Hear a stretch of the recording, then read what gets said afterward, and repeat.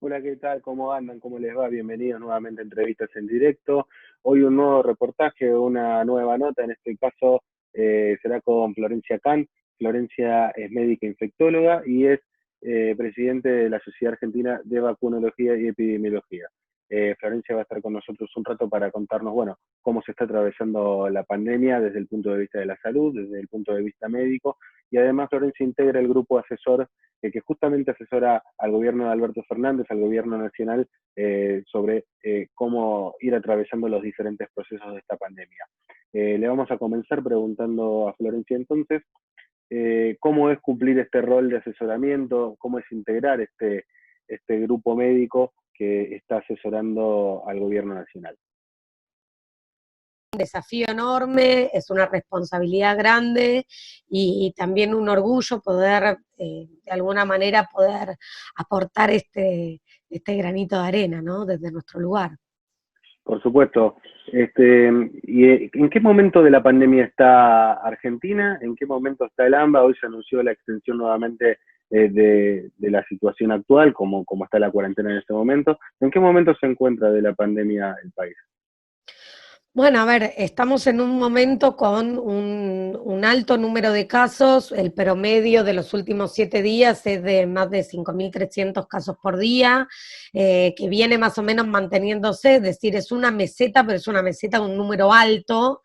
Y tenemos más de 1.000 pacientes en terapia intensiva, con una ocupación, un porcentaje de ocupación de las camas de terapia intensiva que en el AMBA superan el 65% en promedio, y este porcentaje se viene manteniendo porque paralelamente con el aumento del número de pacientes en terapia intensiva, también se siguen sumando camas en terapia intensiva. Entonces, esto hace que el denominador también vaya creciendo. La realidad es que sabemos que hay actividades que configuran mayor riesgo, como son las actividades en lugares cerrados, donde hay mucha gente, y actividades que configuran un riesgo menor, como son las actividades al aire libre. De todos modos, estamos en una etapa, siempre lo fue, pero cada vez más es importante la responsabilidad individual, la responsabilidad intergeneracional. Lo que estamos viendo es una situación donde mucha gente, sobre todo joven, se cree inmune al virus o le ha perdido el respeto al virus, cree que esto solamente puede afectar a los adultos mayores o a las personas que tienen enfermedades, y es bueno aclarar, obviamente sin el ánimo de asustar, pero simplemente como para brindar información, que el COVID-19 puede afectar a las personas de cualquier edad. Sabemos que hay determinadas situaciones que aumentan las chances de tener formas más graves o incluso de fallecer por el virus, que son las personas mayores de 60 años o las personas que tienen alguna patología de base. Pero eso no significa que ser joven te haga inmune al virus, o que seguro porque sos joven y no tenés ninguna enfermedad vas a tener una forma leve. Pero además, el concepto de responsabilidad intergeneracional tiene que ver con justamente proteger a los más vulnerables. Entonces yo puedo ser una persona joven y puede que lo más probable es que el virus en mí genere una enfermedad leve, pero si yo tengo contacto con alguna persona que forma parte de los grupos de riesgo, esa persona puede enfermar gravemente o incluso fallecer. Entonces, por eso es este concepto de solidaridad y de cuidarnos entre todos. Yo creo que en parte en Argentina no le hemos visto todavía la peor cara al virus, porque todavía no tenemos un sistema de salud colapsado y ojalá nunca lleguemos a esa situación, pero creo que en parte lo que te decía, me parece que se le ha perdido el respeto al virus, y entonces lo que vemos son asados con amigos, fiestas, reuniones clandestinas que no están permitidas, y que justamente esas reuniones se da como la tormenta perfecta para la alta tasa de contagios, que es lugares cerrados con mucha gente, donde no se mantiene el distanciamiento, donde las personas hablan, cantan o gritan sin tapaboca, y eso hace que de un caso de una persona que por ahí ni siquiera tiene síntomas, se pueda generar un brote de casos, y realmente esto es lo que hoy por hoy preocupa mucho. Y termina perjudicando también esta misma situación a quien realmente necesita salir a la calle o estar en el día a día en la calle, ya sea por una cuestión laboral o por una cuestión que, bueno, un trabajador esencial, en tu caso, el caso de mucha gente que realmente necesita estar en el día a día en la vía pública. Y quizás por gente que no es tan responsable y que realmente no necesita en este momento estar en la calle, no es una necesidad el hecho de salir a reunirse con amigos, termina perjudicando también a esta gente. Totalmente, y la verdad que lo que uno ve es que los locales de cercanía, los negocios de cercanía están cumpliendo con el protocolo, dejan entrar de a una, de a dos, de a tres personas, según los metros cuadrados de superficie que tenga cada local, disponen de alcohol en gel, usan tapaboca los empleados, eh, digamos, uno ve que hay una responsabilidad. Yo creo que hoy por hoy hay un tema importante con las reuniones sociales clandestinas, como te decía antes, o incluso a veces en la vía pública, uno ve que por ahí en la esquina hay 3, 4, 5 personas charlando con el tapaboca medio mal puesto y hablando a medio metro de distancia, entonces eso también configura un riesgo. Yo creo que, digamos, realmente todos estamos cansados, para todos es dura esta situación. Creo que no podemos hablar de que la cuarentena se esté prolongando desde el 20 de marzo, porque hoy no estamos en la misma situación que el 20 de marzo, tenemos una apertura de actividades mucho mayor que la que teníamos el 20 de marzo. Tampoco sé si es correcto seguir llamándolo cuarentena, pero hay una cierta restricción de actividades y esto sucede en todo el mundo, porque esta situación que estamos viviendo es producto de la pandemia, de un virus nuevo para el cual somos todos susceptibles y para el cual todavía no hay vacuna y no hay tratamiento. Hay una luz al final del túnel, se está investigando un montón, hay un montón de opciones terapéuticas en estudio y un montón de vacunas en estudio y las dos cosas las vamos a tener, pero todavía hay que esperar y mientras tanto es fundamental que cumplamos con todas las medidas preventivas. Me das el pie, Florencia, para hablar un poco de la vacuna. Últimamente se empezó a mencionar mucho la posibilidad de que a fin de año o comienzo del año que viene pueda efectivamente haber una vacuna. Pero contanos un poco cómo son los procesos para que se llegue a una vacuna. No es de un día para el otro que se empieza a probar en la sociedad y que se resuelve que determinado medicamento o determinada vacuna es la que realmente es efectiva contra el virus. ¿Cómo son los procesos y cómo se llega?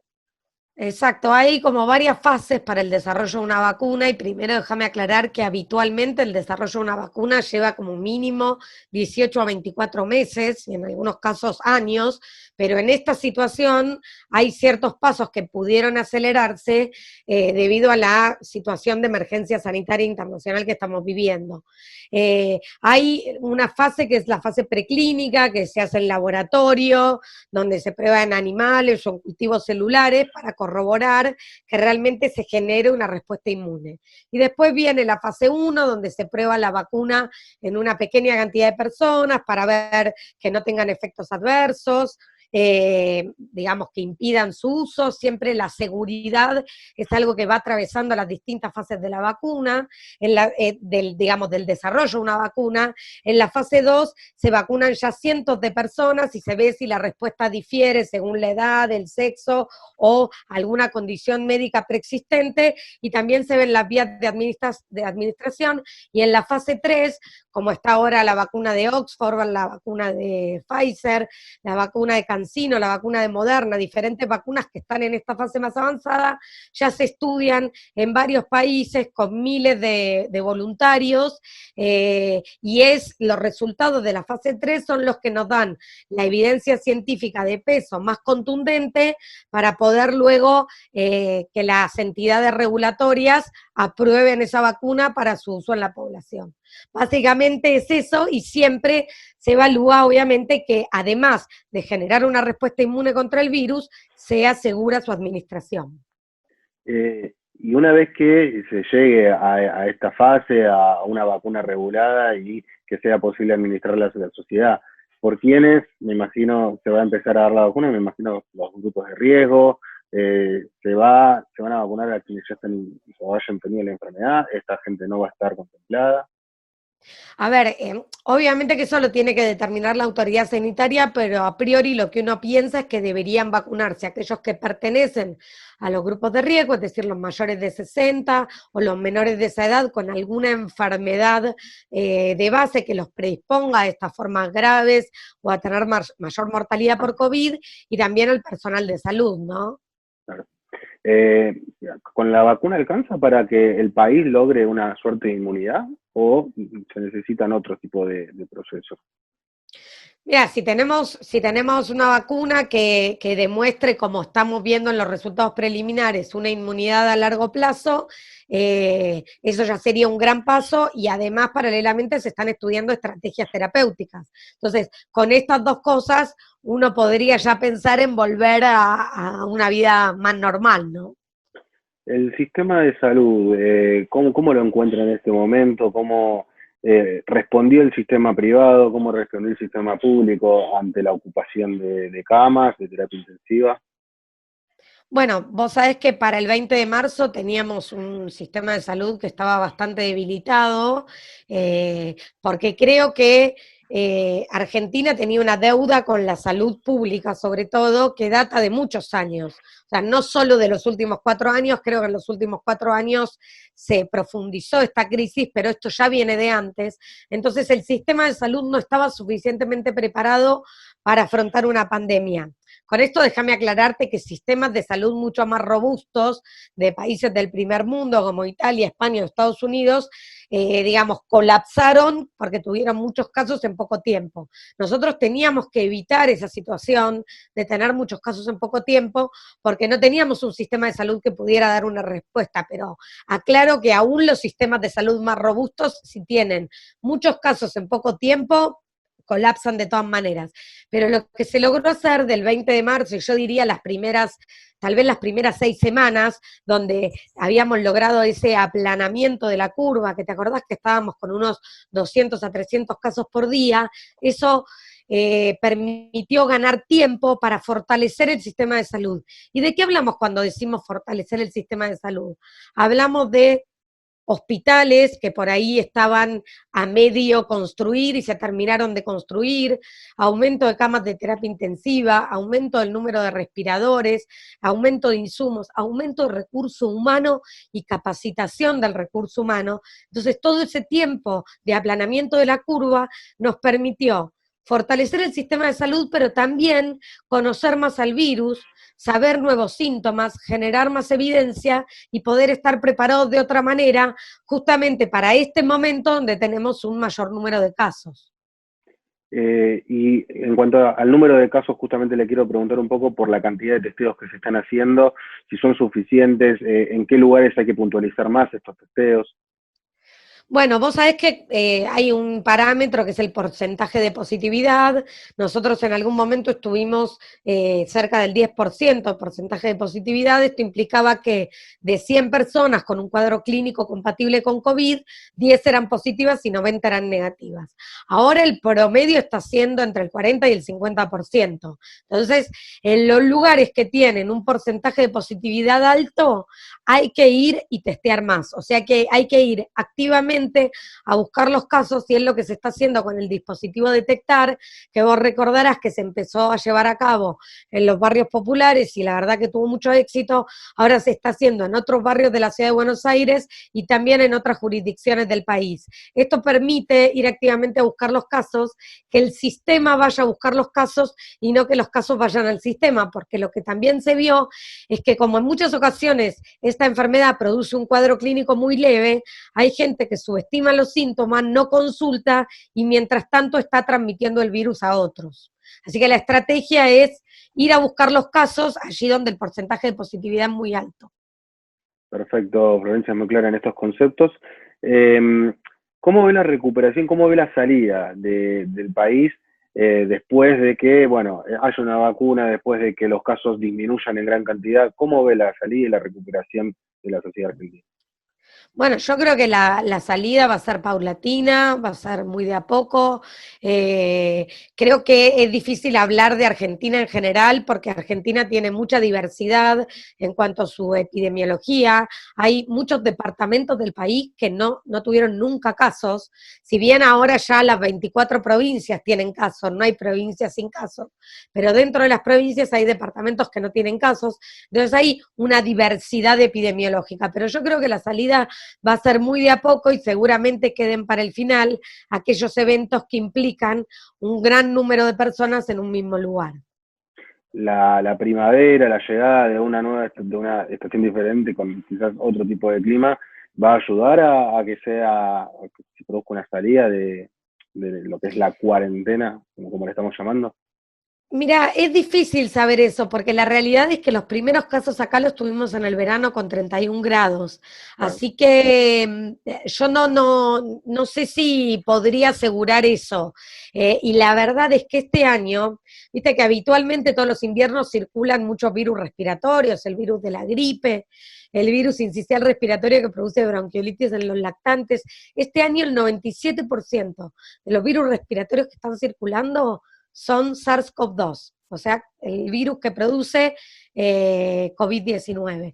Es decir, que yo no sé realmente si el cambio de estación va a favorecer en cuanto a la cantidad de casos. Yo creo que lo que va a favorecer es que tengamos una responsabilidad individual, una responsabilidad intergeneracional y una responsabilidad colectiva de darnos cuenta que de esta salimos todos juntos, entre todos, o no sale nadie.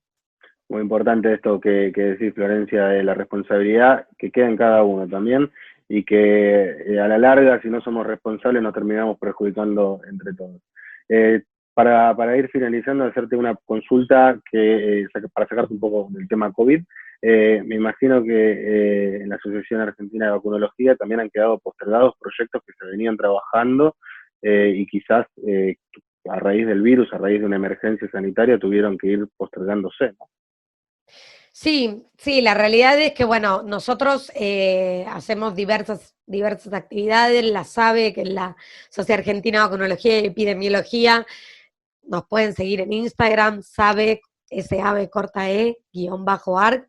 Es una sociedad horizontal, interdisciplinaria, no es una sociedad médica, todos pueden hacerse socios, todos pueden formar parte, creemos que cada uno puede aportar su granito de arena, y entonces teníamos un montón de proyectos que fueron como virando hacia la virtualidad, que eso también permitió que pueda participar gente de todo el país, que por ahí si los hacíamos presenciales no se hubiera podido lograr, así que bueno, viéndole el lado positivo, la virtualidad nos permite eso, y sí desde la SABE estamos preocupados porque vemos que se han postergado las vacunas de calendario. Vos sabés que Argentina tiene un calendario nacional de vacunación que es modelo en la región y en el mundo, con 20 vacunas que son gratuitas y obligatorias para todas las etapas de la vida. Entonces, ahora justamente la semana que viene lanzando una campaña que se llama Vacunate Siempre, en pandemia nos seguimos vacunando, la pandemia, la cuarentena, el ASPO, el DISPO, como lo quieran llamar,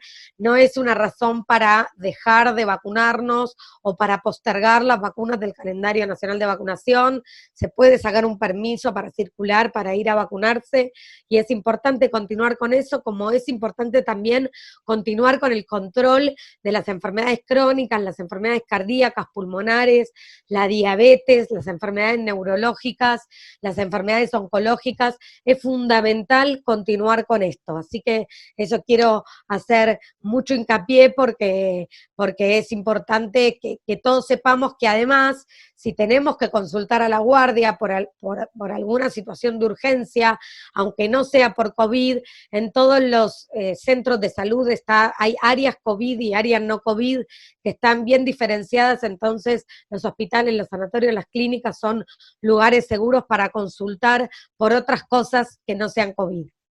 Muy importante eso, ¿sí? No descuidar la salud más allá de lo que es el virus, más allá de lo que es esta pandemia. Florencia, te libero, sé que tenés una agenda bastante apretada, pero gracias por haberte hecho estos minutos para charlar con entrevistas en directo. Has sido muy clara en los conceptos, así que gracias nuevamente por estar aquí. No, por favor, gracias a vos y bueno, cuídense mucho todos. Hasta luego. Buenas tardes. Chao.